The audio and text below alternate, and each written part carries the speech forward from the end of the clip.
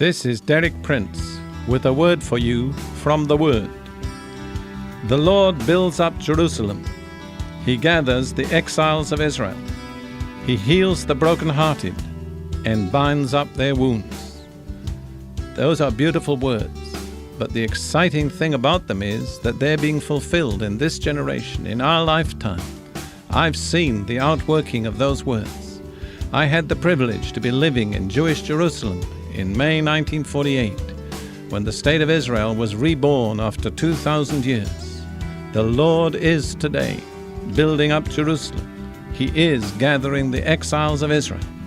He's healing the brokenhearted and binding up their wounds. That's good news for all who will turn to God. It's good news for God's people Israel. It's good news for the Church of Jesus Christ, because the same God that's gathering Israel is gathering the church back to himself, bringing us into our inheritance, healing our wounds, binding up our broken hearts. There's a ministry of the Holy Spirit today that's something very special.